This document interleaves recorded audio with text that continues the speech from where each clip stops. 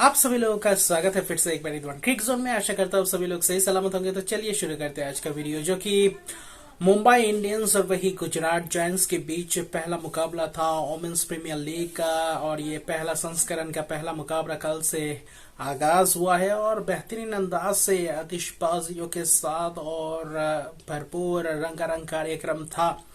कल शाम के वक्त पूरी तरीके से सजा हुआ था माहौल। और जैसे कि ओपनिंग सेरेमनी की बात करें तो बहुत खूबसूरत ओपनिंग सेरेमनी रही। जो स्टार्ट था, जो शुरुआत था वोमेन्स प्रीमियर लीग का, वो बेहतरीन और भरपूर रोमांचक भरा था।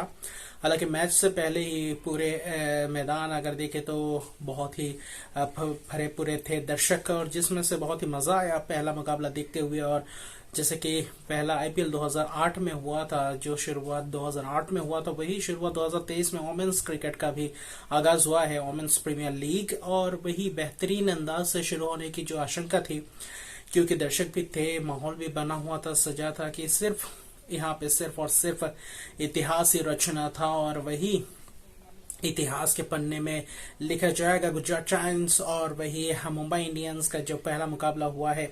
और उसी के बीच अगर देखें तो मुंबई इंडियंस ने हालांकि टॉस हारा, डीवाई पाटिल मैदान में खेला गया था। गुजरात जायंट्स ने टॉस जीतकर पहले गेंदबाजी का फैसला किया और वही मुंबई इंडियंस की टीम बहुत ही तगड़े टीम थे। और जैसे कि नाम से ही पता चलता है कि टीम कैसे रहते, हालांकि पहला ही मुकाबला था और पूरी तरीके से नर्व्स कंट्रोल करना भी बहुत ही मुश्किल था दोनों ही टीमों के लिए, क्योंकि इतने दर्शकों के सामने खेल रहे थे। पहला मुकाबला और इतिहास का पहला ही मुकाबला था वोमेन्स प्रीमियर लीग के इतिहास में।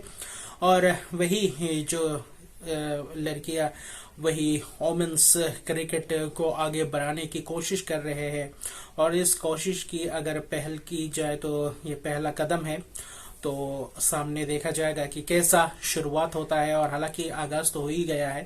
पहला मुकाबला यानी कि मुंबई इंडियंस और गुजरात जायंट्स के बीच जो मुकाबला हुआ था, गुजरात जायंट्स ने पहले बल्लेबाजी का आमंत्रण किया मुंबई इंडियंस को, और मुंबई इंडियंस ने वही कबूला इस पहले बल्लेबाजी करते हुए। और क्या खूबसूरत पारी रही मुंबई इंडियंस की। और जैसे कि शुरुआत 2008 में हुआ था, वैसा ही शुरुआत कुछ कोलकाता नाइट राइडर्स ने 2008 के ओपनिंग मैच में पहले ही इनिंग्स में जो कारनामा करके दिखाया था बेसबॉल ने, ब्रेंडन मैकलम का वो पारी सभी को याद होगा। पहला ही मुकाबला, पहला ही दिन, पहला ही इनिंग्स में इतना भरपूर रोमांच। और इसी वोमेन्स प्रीमियर लीग का भी कुछ उस तरह ही रोड मैप रहा। हालांकि पहले मुकाबले की बात करें तो पहले इनिंग्स की बात करें तो बहुत बेहतरीन और रोमांचक मुकाबला था, रोमांच भरा था। और वही यस्तिका भाटिया और उनके साथ हेल मैथ्यूज सलामी बल्लेबाजी करने आए।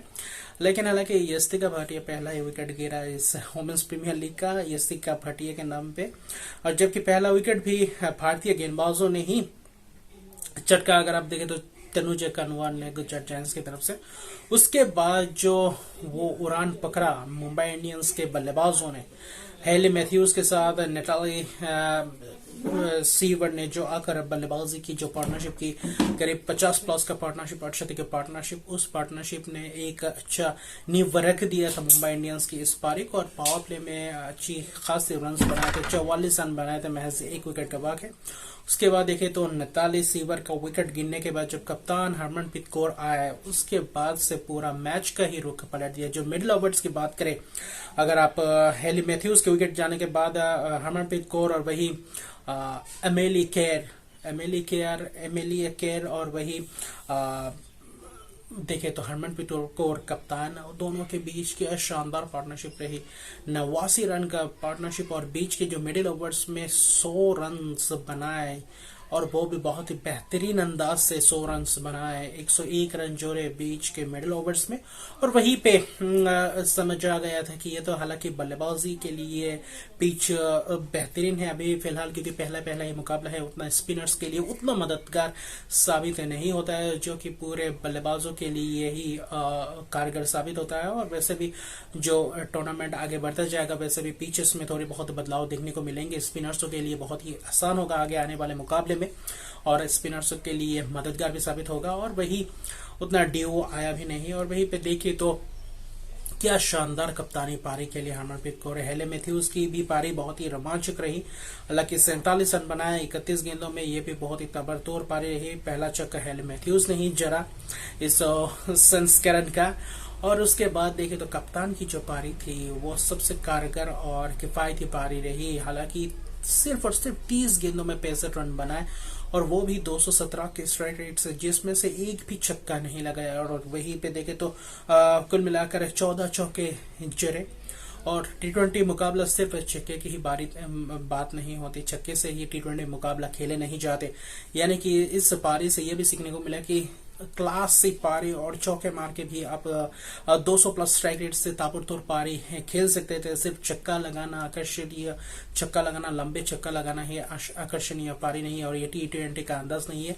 चौके भी लगाकर आप रन बटोर सकते हैं, सिंगल्स डबल्स भी खेल सकते हैं। और अलग ही कल लय में देखे हरमनप्रीत कौर, और पहले ही मुकाबले में जो मुंबई इंडियंस को एक बूस्टअप चाहिए था और वही बूस्टअप दे दिया। और कप्तान की पारी खेलना, कप्तान का ये इनिंग्स खेलना ऐसे महत्वपूर्ण मुकाबले में, ये आगे आने वाले मैचेस के लिए बहुत ही कारगर साबित होगा मुंबई इंडियंस के अगर खेमे में देखे तो।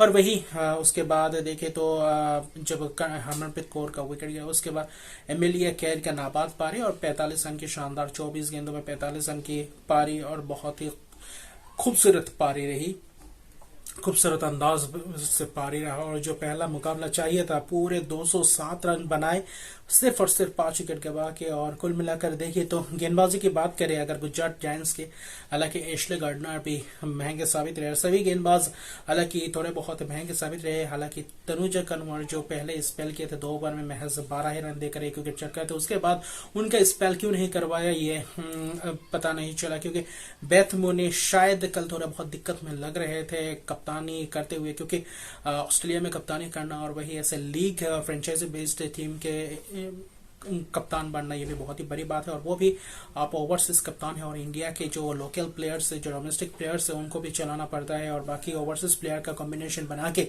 बाकी सबको उसी तरीके से वहीं पे रोटेट करना पड़ता है। और वहीं पे थोड़े बहुत लैग कर गए बेथ मुनी कप्तान, हालांकि अच्छी खासी खिलाड़ी है, लेकिन अभी आने वाले मुकाबले में अच्छा प्रदर्शन देखने के बाद और थोड़ी बहुत कप्तानी करने के बाद आहिस्ते आहिस्ते आ जाएगा। और वहीं पे देखे तो गुजरात जायंट्स ने जो करना था, स्नेह राणा ने भी 2 विकेट चटके, लेकिन बहुत ही महंगे रहे और सभी खिलाड़ी महंगे रहे, क्योंकि जो बीच में पारी खेली थी हरमनप्रीत कौर और एमिलिया केर के बल्ले से, उस पारी ने पूरे इस इनिंग्स को ही बदल के रख दिया। और जिसमें से 200 प्लस रन पहले ही मुकाबले में, 207 रन बहुत होते हैं टी20 मुकाबले में, चाहे आप मेंस में भी देखें वोमेंस में भी देखें, और ये चेज करना बहुत ही मुश्किल है। 208 रन का लक्ष्य था, और जैसे कि ऐसा लग रहा था कि गुजरात जायंट्स के पास भी मौका था, लेकिन जो मेघना और वही कप्तान बेथ मुनी आए थे, बेथ मुनी जब रन लेने गए थे वहीं पे थोड़े बहुत घुटने में शायद थोड़ी बहुत दिक्कत थी, जिसके लिए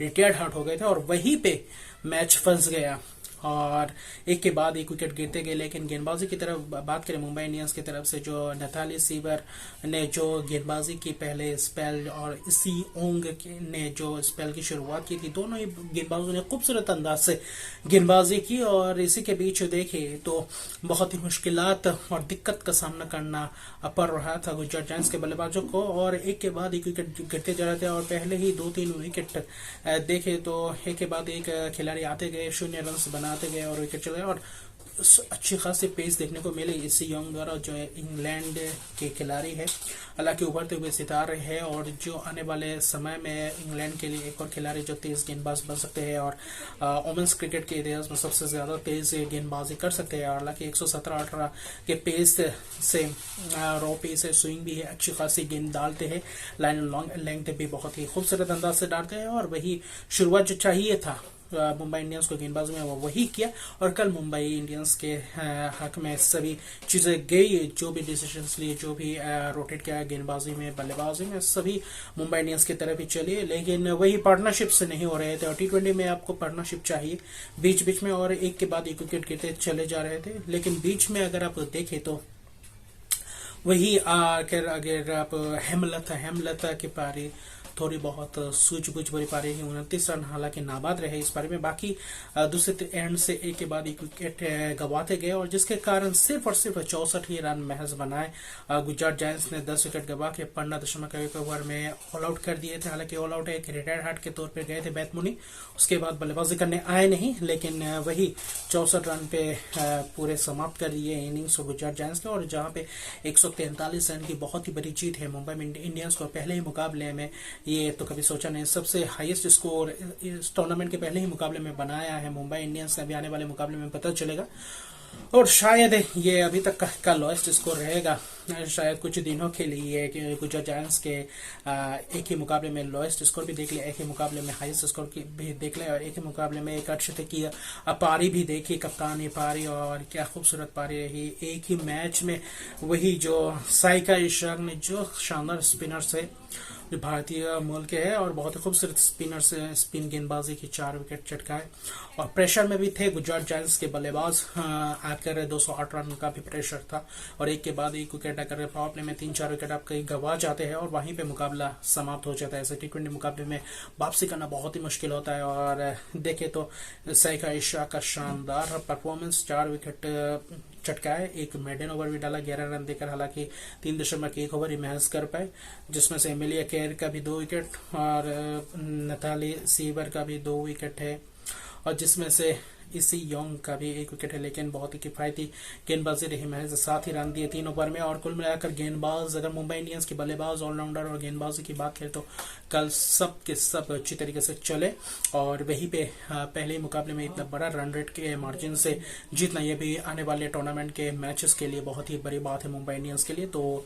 देखते हैं क्या होता है, क्योंकि पहला मुकाबला बहुत ही जबरदस्त रहा, रोमांच भी रहा, क्रेज भी रहा, वो T20 का मुकाबला जैसा होना चाहिए वैसा भी रहा। हालांकि सेकंड इनिंग्स में वो कंप्लीट नहीं कर पाए, लेकिन फिर भी जो मुकाबला मुंबई इंडियंस के तहत मुंबई इंडियंस द्वारा कर सकते थे, जितने से बढ़िया वही किया कल मुंबई इंडियंस ने करके दिखाया। अभी जो आज खेला जाने वाला है 2 मुकाबले और वहीं पे 2 मुकाबले की अगर आप बात करें तो पहला मुकाबला आज डबल हेडर मुकाबला है सुपर संडे में, वहीं पे रॉयल चैलेंजर्स बेंगलोर और वही दिल्ली कैपिटल्स के बीच होगा पहला मुकाबला। और दूसरा मुकाबला होगा शाम को 7:30 बजे, वो होगा यूपी वॉरियर्स बनाम गुजरात जायंट्स। तो क्या गुजरात जायंट्स यूपी वॉरियर्स के सामने अपना दूसरा मुकाबला खेलते हुए क्या आज कमबैक कर पाती है, क्योंकि DY पाटिल में ही मुकाबला खेला जाने वाला है। और वही देखे तो रॉयल चैलेंजर्स बेंगलोर और दिल्ली कैपिटल्स का मुकाबला वो खेला जाने वाला है ब्रेबॉर्न मैदान में। तो आज स्मृति मंदाना की टीम उतरेंगे मैगलैनिंग के टीम के सामने, शेफाली वर्मा सामने होंगे, वही आपके सामने स्मृति मंदाना भी होगी। और क्या क्या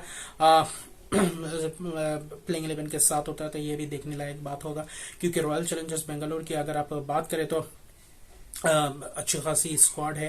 रिचा गुल, स्मृति मंदाना और एलिसा पेरी, हिदन नाइट, सोफी रेवान जैसे खिलाड़ी है, मेगन शूट है, रेणुका सिंह है, तो अच्छी खासी देख रहे हैं। और ओवरसीज प्लेयर क्या, ओवरसीज प्लेयर में से शायद एलिसा पेरी, हिदन नाइट, सोफी रेवान और वही मेगन शूट को उतार सकती है आज रॉयल चैलेंजर्स बेंगलोर। वही दूसरी तरफ देखें तो मरीजा निकाप है, शिखा पांडे है, वही एलिसा कैप्सी है, रॉड्रिक्स है, मैगलैनिंग है, अब वही शेफाली वर्मा भी है। तो तगड़ा मुकाबला होगा दोनों के बीच, 3:30 बजे होगा ये मुकाबला। और वही दूसरा मुकाबला यूपी वॉरियर्स बनाम वही देखे तो आप गुजरात जायंट्स की यूपी वॉरियर्स में एलिसा हीली को आप एक्शन में दिखेंगे और दूसरा मुकाबला भी जबरदस्त मुकाबला होगा। तो उसका भी अगर आप रुक करें तो आज गुजरात जायंट्स में क्या बेथ मुनी क्या कमबैक कर पाती है, क्योंकि कल जो चोट से वापसी कर पाती है इस मुकाबले में। और एलिसा हिली भी उतरेंगे, दीप्ति शर्मा, तालिम मैकराज जैसे बड़े बड़े खिलाड़ी देखेंगे, पार्श्वी चोपड़ा जो एक उभरते हुए सितारे भारतीय टीम के, सोफी एक्लस्टोन भी दिखेंगे, शबनम इस्माइल। तो अच्छी खासी तगड़ा मुकाबला हो गया दोनों ही मुकाबला। तो देखते हैं क्या आज भी वो दोनों मुकाबले रोमांचक भरा मुकाबला रहता है या नहीं। तो मिलते हैं अगले वीडियो में, अभी के लिए इतने। अगर अभी तक मेरे चैनल को सब्सक्राइब नहीं किया तो मेरे चैनल को सब्सक्राइब कर दीजिए, लाइक शेयर कमेंट जरूर कीजिए। तब तक के लिए गुड बाय।